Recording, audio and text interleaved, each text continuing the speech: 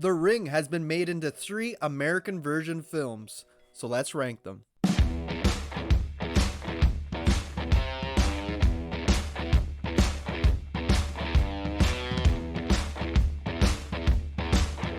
Hey guys, welcome back to the channel. Hope you're having a good one today.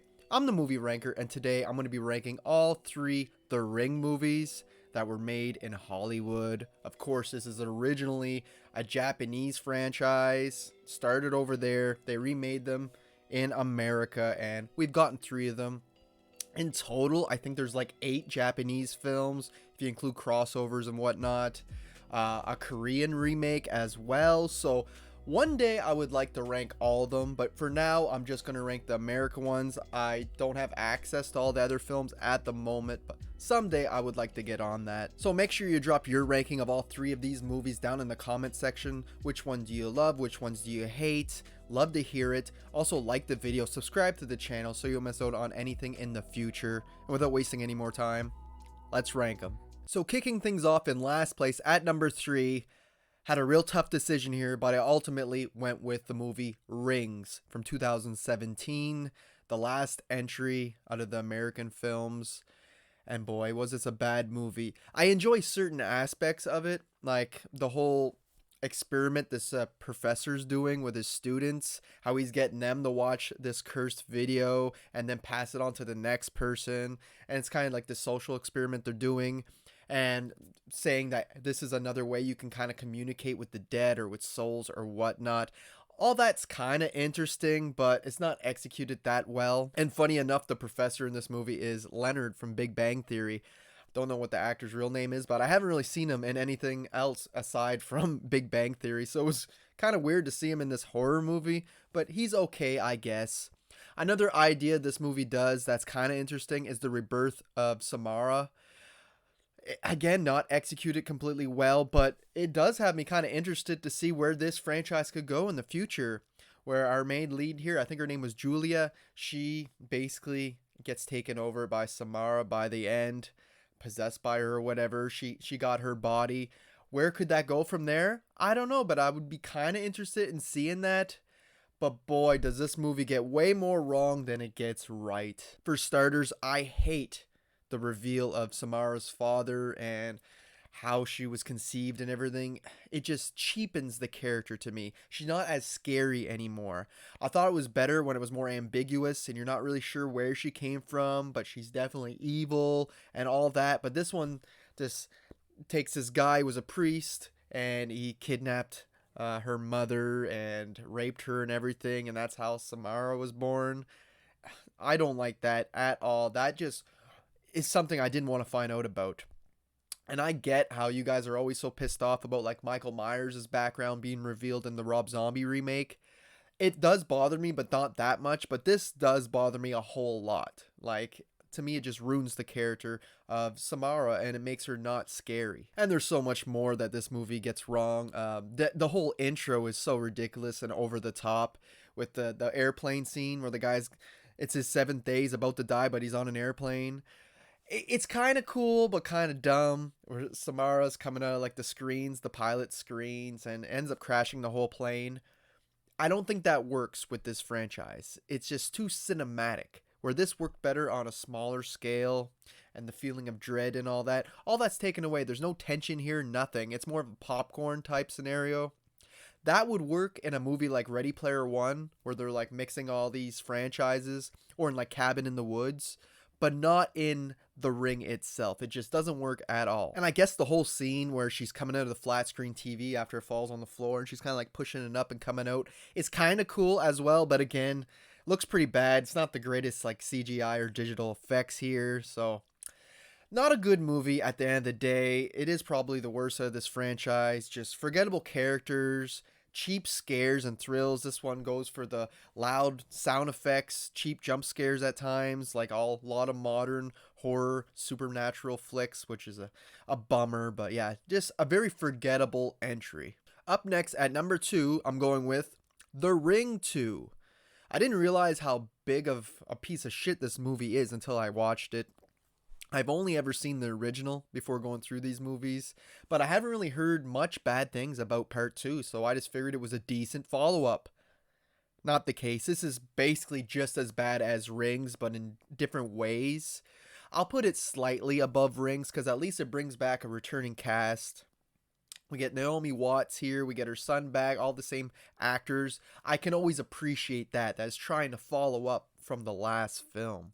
I also think the intro's really fun with the boy and girl, and the guy's trying to get his date to watch the tape so the curse will leave him.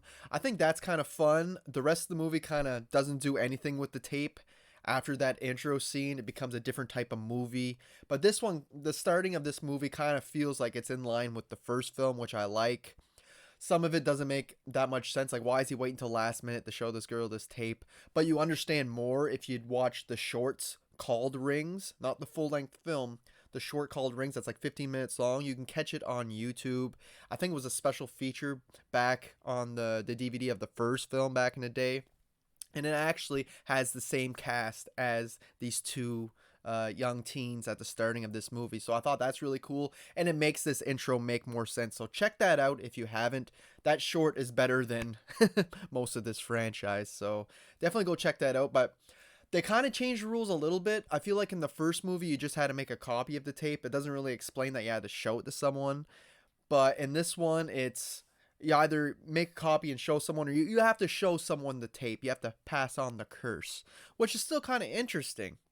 But they kind of drop all that after the first act. The main story in The Ring 2 is so frustrating to me. I mean, it's over 2 hours long. You can really feel the runtime. There's a lot of investigating again, which we done in the first movie, trying to figure out more about Samara. This time, there's a lot more of that, but we get a lot less information. It just feels pointless wandering around a lot, and it just really hurts the runtime, the pacing of the film, I feel. And then we get Samara, who found them in this new city. It's so dumb, I find, and she's trying to possess Aiden, the boy. I didn't come here to watch a possession movie. I liked the first movie because it was like this curse type movie, but this one completely changes the rules and just makes up rules as it goes, so nothing has to make sense. It just happens. And yeah, I just hate that Samara is just trying to take over this kid. And funny part is, when she does take him over, he's much more respectful. He calls his mother by mom, not Rachel. Which is funny that this evil ghost is actually much more proper and respectful than Aiden himself. And Aiden, he was a little weird in the first movie, but in this one, I just really don't like that character, this kid. I'm like, screw the kid at the end of it, and how she's trying to get rid of what's happening to him, but with the bath water, and how she finds out she has to kill him for Samara to leave him, and it's just so dumb to me, I find. We get this whole scene where she finds Samara's real mother, Evelyn, and she's like in an institution, and it explains that she tried to kill her baby and everything. There's multiple kids that got infected by this and was trying to get taken over by Samara over the years, and it's just really dumb and stupid. It doesn't line up well with the first movie, in my opinion. I think Sissy Spacek was wasted as Evelyn too, as the mother. Sucks that she was in this shitty movie because, yeah, I just don't like this movie at all, okay? There's this whole dumb deer scene too, where deers just start attacking them. It looks god awful. The CGI in this movie is, well, it came out in 2005, and you can really tell it's pretty bad. And all these digital effects in a horror movie like this, it just takes away all the scares. There's multiple like fake out scenes and dream sequences in here, which I'm not a fan of in most movies. And that ending was just really dumb, where Rachel goes into the TV, into the movie with the well, and like has to try to escape the well and fight Samara down there, and then eventually jumping off the cliff to get out. I don't know, it was just really dumb to me. It's like nothing makes sense in this film.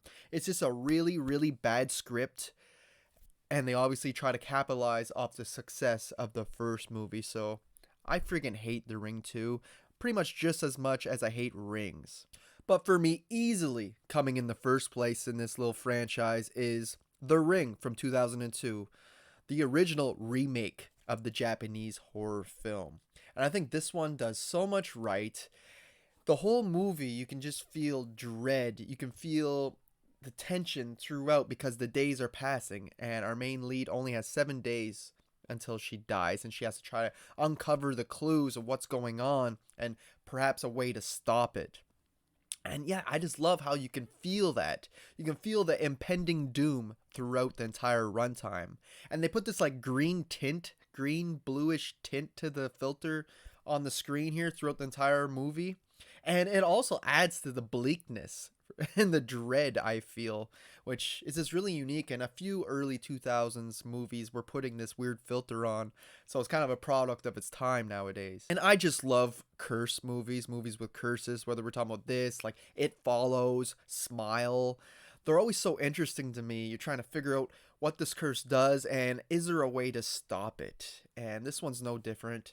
It's very interesting. It's a little bit of a slow burn, the way the story plays out, but every scene has something kind of interesting or advances the plot just a little bit to keep you interested and invested in the story. And it's essentially a movie about a horror movie that kills people, which is kind of funny. You know, back in the day when you were younger, especially, you go to watch a movie, you weren't sure if you should because would it be too scary or whatnot.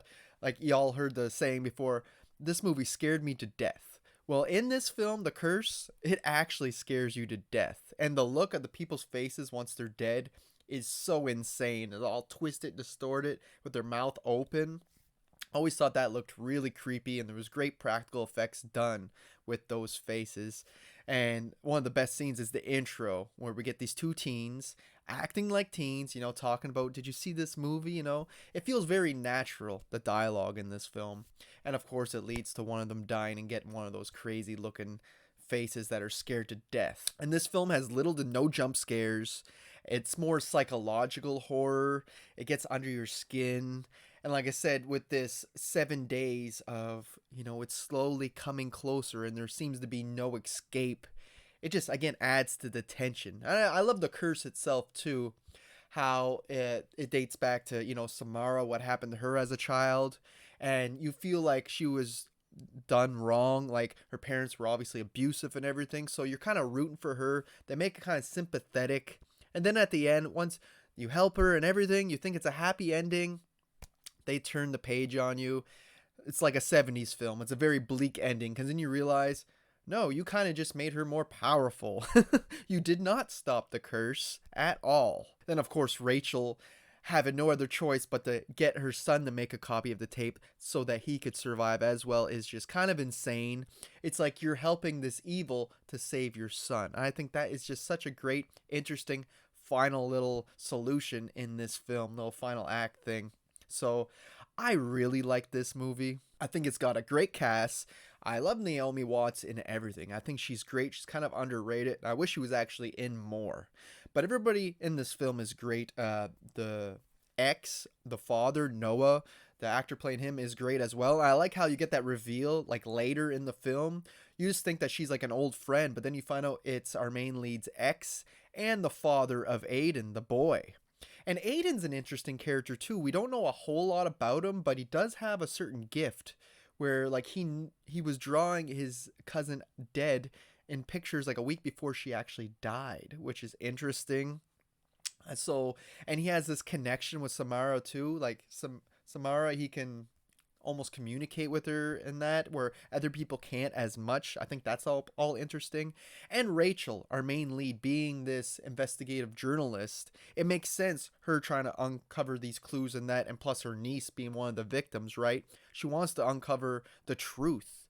So, and her being infected just allows her to go down deeper into this rabbit hole, learning about the history of the Morgans and what happened with them, and how Samara has this gift also of photography, where she can think pictures in that and burn them in the pages and the walls onto videotapes, which is how this whole thing was created, and even make people visualize, kind of hallucinate, see images that she puts in her head. So she's like telepathic and has this gift as well with these images.